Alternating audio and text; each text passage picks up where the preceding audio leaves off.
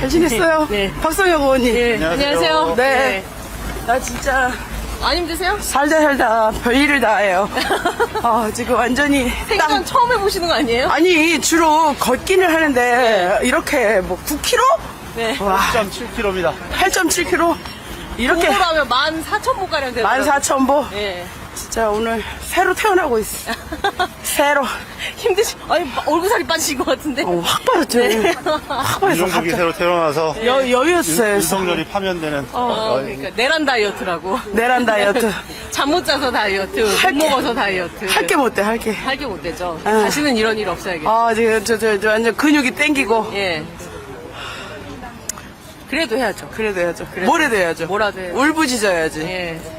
우리가 최소한을 최대한 국민을 향해서 같이 부르짖고 피땀 흘리고 이래야지 하늘이 감동하지 않겠어요? 왜 의원님도 할 만 하십니까? 저는 뭐 항상 준비되어 있기 때문에 누나 있는 데서 그러면 아니라니. 지금 문 의원님께서 힘들다고 하셨는데 준비됐다고 하시니. 항상 준비되어 있는 투쟁을 하도록 하겠습니다. 근데 뭐 말씀드린 것처럼 김대중 대통령이 그런 말씀하셨잖아요. 담벼락이라도 대고 얘기해야 된다는 정말 그런 심정이에요. 정말 뭐라도 해야 된다. 뭐라도 해야 된다. 예. 뭐라도 하자. 국민들과 함께 반드시 뭐라도 해서 반드시 파면시켜야 된다는 게 그런 각오로 나왔습니다. 아니 근데 길어지면 안 될 것 같은데 말이죠.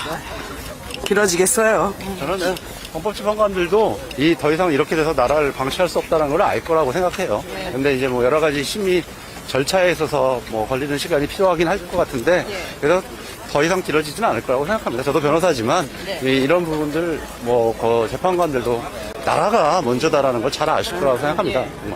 아니 제가 한 가지 여쭤보고 싶은 게 네, 이제 일단 건너가시죠. 일단은 오늘 이제 도보로 이동하는 거고 행진이 아니라 이 도로가 통제가 안 된 상태에서 걷는 거라 예, 일단은 횡단보도를 저희가 건넜고요. 예.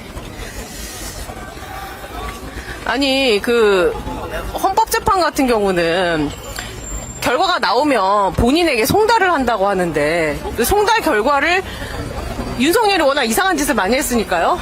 안 받을 수도 있다. 뭐 이런 얘기가 나와요. 근데 그거랑은 그게 없어도 선고는 가능한 거죠. 그렇습니다. 그리고 뭐 다른 제도들도 있고 전자로 송달하는 제도들도 있고 해서 지금 예전 같으면 절대 물어보지 않을 질문들이에요. 그러니까요, 이게. 그런데 이 마흔역을 임명하지 않는 문제 뭐 이런 걸 보면서 정말 무슨 수단을 쓸 수 있겠구나라는 생각들을 우리 온 국민의 변호사화 되고 있어. 법률가가 되고 있어. 네. 그러니까 저도 모르는 형사소송법 규정을 다 아셔 이제는. 그래서 그런데 여러 가지 그런 제도들이 분비되어 있기 때문에 걱정하지 않으셔도 된다고 생각합니다.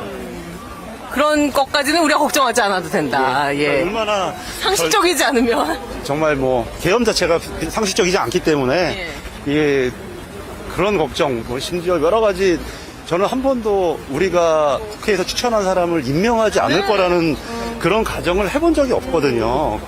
그러니까 그런데 뭐 그런 것이 이제는 뭐 일상화돼 버렸으니까. 그래서 오늘도 원식 의장이 뭐 맞아요. 심지어 그리고 헌법재판소에서 권한쟁의에서 이미 그에 대해서 판단을 했지 않습니까? 그러니까 얼마나 이 윤석열 무리들이 비정상적인 것인지 한 번도 해볼 수 없는 정말 이런 일을 벌이고 있는 거죠.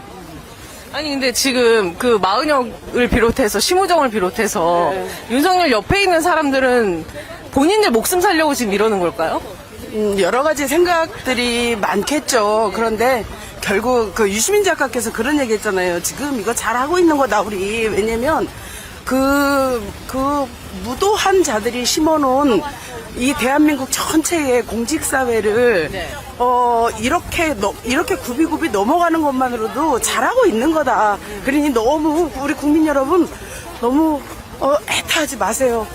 요 시간이 지나면 우리는 윤석열의 파면을 맞이하게 될 것이고 그리고 새로운 대한민국 새로 만나는 세계 다시 만나게 될 거니까 정말 최선을 다해서 각자 할 수 있는 위치에서 각자 할 수 있는 방법으로 이 얘기들을 하늘에 전달합시다. 하늘은 아직 우리 편이에요. 저는 심우정이 소신이라고 그랬잖아요. 소신이 아니라 굽신이죠. 굽신. 네.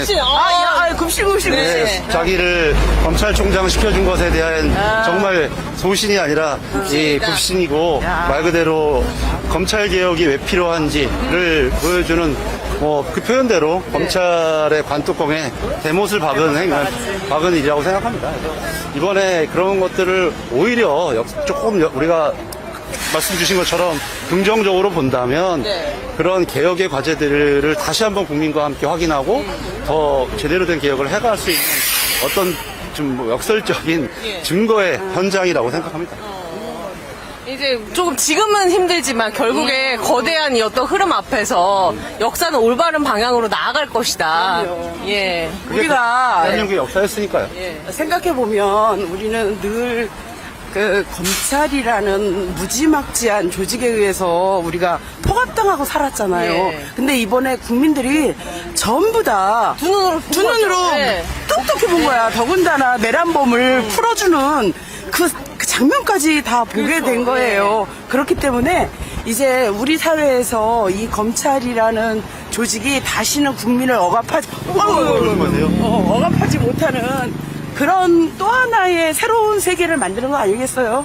네, 이렇게 또 가는 거예요. 네. 네. 아니, 말씀해 주셨다시피 지금까지는 약간 수면 아래 가라앉아 있던 부유물들이 이번 기회에 싹 한번 올라와서 부유물. 네, 그 부유물들이 이제 걸러내는 작업을 하면 되지 않나. 오케이. 네, 이런 생각을 이제 저도 해보게 되고 앞으로 언제가 될지 모르지만 그래도 그날이 빨리 올 것이다. 파면되는 그날이 멀지 않았습니다. 멀지 않았다고 생각합니다. 예. 제가 얼마 전에 우리 우원식 의장이 특사로 해서 외국에 갔다 왔어요. 그랬더니 정말 영국 같은 경우에서 제가 느꼈던 건 뭐냐면 거기는 의회의 본산이잖아요. 예.